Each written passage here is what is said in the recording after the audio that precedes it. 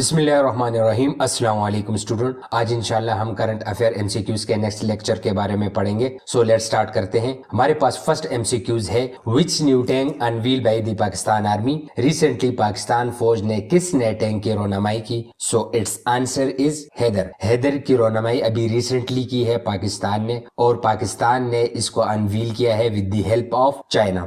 तो ये चाइना की मदद से पाकिस्तान ने बनाया हुआ है, और अभी रिसेंटली इसकी रोनामाई जो है वो हेवी इंडस्ट्रियल टेक्सला HIT में हुई है। नेक्स्ट एमसीक्यूज हमारे पास है, what terrorist organization is responsible for numerous attacks in Nigeria including mass kidnapping. Nigeria में बड़े पैमाने पर अगवा समेत मुतअद्दिद हमलों की जिम्मेदार कौन सी दहशतगर्द तंजीम है जिन्होंने अभी रिसेंटली नाइजीरिया में बहुत ही ज्यादा हालात खराब किए हुए हैं और इसको एक इंटरनेशनली इशू बनाया हुआ है? So it's answer is Boko हराम। बोको हराम वो टेररिस्ट ऑर्गेनाइजेशन है जिसने अभी रिसेंटली नाइजीरिया में बहुत हालात खराब किए हुए हैं, और इसकी सबसे बड़ी जो किडनैपिंग है वो 250 स्टूडेंट्स की है, जो कि रिसेंटली कंट्री की जो है one of the biggest mass abduction है 3 इयर्स में। नेक्स्ट एमसीक्यूज हमारे पास है, where was the main event of Shivratri of Hinduism held. Hindu मत की शिवरात्रि की मरकजी तकरीब कहाँ मुनक्किद हुई? So it's answer is Katas Raj temple Chakwal में। तो ये पाकिस्तान में मुनक्किद हुई कटास राज टेम्पल जो कि चकवाल में है।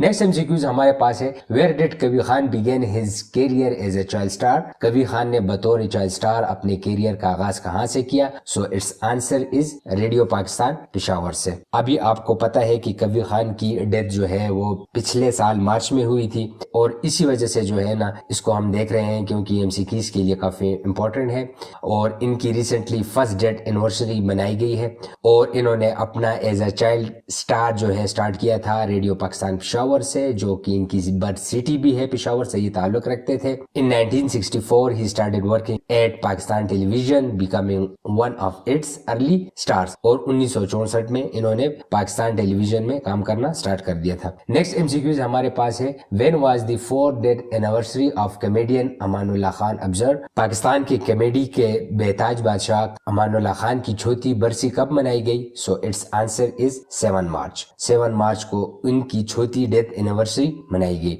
इसके अलावा 2018 में उनको कौन सा अवार्ड दिया गया? सो it is pride of performance award. और इसके अलावा how did Amanullah Khan passes away, यानी वो किस वजह से फोत हुए? सो वो फोत हुए हैं किडनी फेलियर की वजह से। सो इसी तरह जबरदस्त वीडियोस के लिए प्लीज सब्सक्राइब स्टार इकरा, और प्लीज अपनी राय का इजहार कमेंट बॉक्स में जरूर कीजिएगा, और इसी एमसीक्यूज की PDF हासिल करने के लिए please join our WhatsApp number जो कि इस नंबर पे है। नेक्स्ट एमसीक्यूज हमारे पास है, who is the new chief justice of Lahore high court. Lahore high court के न्यू चीफ जस्टिस कौन है? So it's answer is Malik Shahzad Ahmad. Malik Shahzad Ahmad Lahore के न्यू चीफ जस्टिस है, और इसके अलावा ये बने हैं 52 chief justice of Lahore high court, और इनसे हलफ लिया पंजाब के गवर्नर मोहम्मद बलीगौर रहमान ने। नेक्स्ट एमसीक्यूज हम देखते हैं, which provincial assembly pass unanimous resolution to affects the word शहीद बिफोर जुल्फिकार अली भुट्टो। जुल्फिकार अली भुट्टो से पहले यानी शहीद चस्पा करने की मुतफिका करारदाद किस सूबाई असेंबली ने मंजूर की?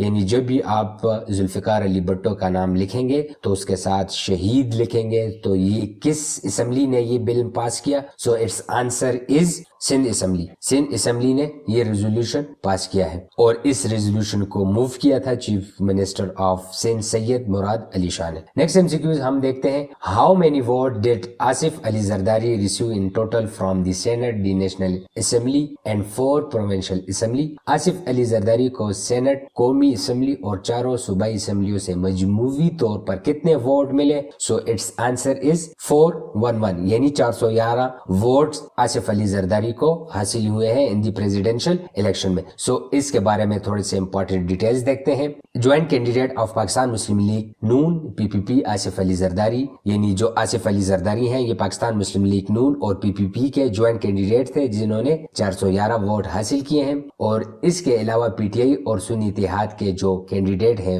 महमूद खान अचकजई, उसने 118 वोट हासिल किए हैं। इसके अलावा who was elected as a 14th president of Pakistan on Saturday.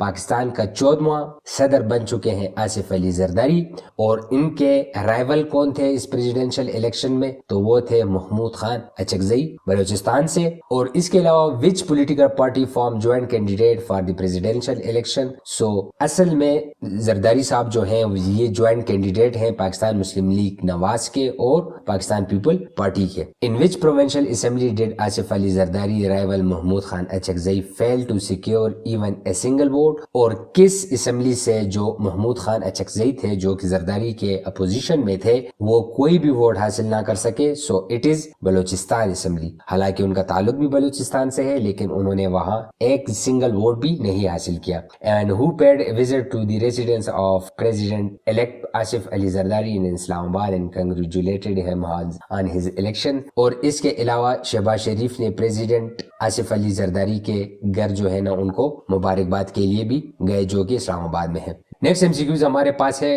What was Juan Orlando Hernandez accuse of conspiring with during his tenure as a president. Honduras के साबिक सदर जुआन ऑरलैंडीज के मंशियात की स्मगलिंग का मुजरिम कहां पाया गया। सो इनको ड्रग कार्टेल्स की मदद करने के जुर्म में सजा हुई। इसके बारे में थोड़ा सा इंफॉर्मेशन देखते हैं। Former president of Honduras Juan Orlando Hernandez was found guilty of drug trafficking by an American jury after a 2-week trial in Manhattan Federal Court। और इनको ये मैनहट्टन फेडरल कोर्ट में सजा हुई। और प्रोसिक्यूटर हैज एक्यूज हर्नांडीज 55 जो कि 55 साल के हैं of conspiring with drug cartels during his tenure as they move more than 400 ton of cocaine through a Honduras towards the United States. Hernandez was president of Honduras from 2014 until 2022। ये president रह चुके हैं 2014 से 22 तक और इन पे 400 ton cocaine का केस है। नेक्स्ट एमसीक्यूज हम देखते हैं, what is the China target for economic growth in 2024 as per the government work report. हुकूमती हिकाम की रिपोर्ट के मुताबिक 2024 में चीन का माशी तरक्की का हदफ क्या है। So it's answer is around 5%। सो 5% इनका टारगेट है। ये आप ग्राफ में देख सकते हैं, ये डिटेल्स हैं कि इतने जॉब होंगी, इतनी सीपीआई होगा, ग्रेन आउटपुट इतना होगा और energy consumption per unit of GDP इतनी होगी। नेक्स्ट हम देखते हैं। सो इसी तरह जबरदस्त वीडियोस के लिए प्लीज सब्सक्राइब स्टार्ट इकरा और प्लीज अपनी राय का इज़हार कमेंट बॉक्स में जरूर कीजिएगा। और इस एमसीक्यूज की पीडीएफ हासिल करने के लिए please join our WhatsApp group जो कि इस नंबर पे है। नेक्स्ट एमसीक्यूज हम देखते हैं, where was the third Pakistan open sandal bar fast track marathon race held. तो ये कहाँ पे हेल्ड हुआ। So it is held in Syedwala Nankana Sahib में। नेक्स्ट एमसीक्यूज हम देखते हैं, who is the chairman joint chief of staff committee. So it's answer is general Sahir Shamshad. तो जनरल साहिर शमशाद जो हैं ये chairman joint chief of staff committee हैं। नेक्स्ट एमसीक्यूज हमारे पास है, what is the objective of the gender climate award. सिनफी मौसमियाती अवार्ड का मकसद क्या है। So it's answer is to recognise women leadership in the climate change effort. And how much will each winner receive as part of the award. So इसमें award में हर candidate ने जीते हैं 1.2 million rupees. And who are proud winner of Pakistan gender climate award 2024। तो ये है कंदील Rahman and Ambreen Arif and Khalida Niaz. Next MCQs हमारे पास है, what is the Moody's forecast for Pakistan economic growth in 2024। तो ये कितनी मूडीज ने कितना फोरकास्ट किया पाकिस्तान इकोनॉमिक ग्रोथ जो कि 2024 में होगी। So it's answer is 2%। तो पाकिस्तान की इकोनॉमिक ग्रोथ 2024 में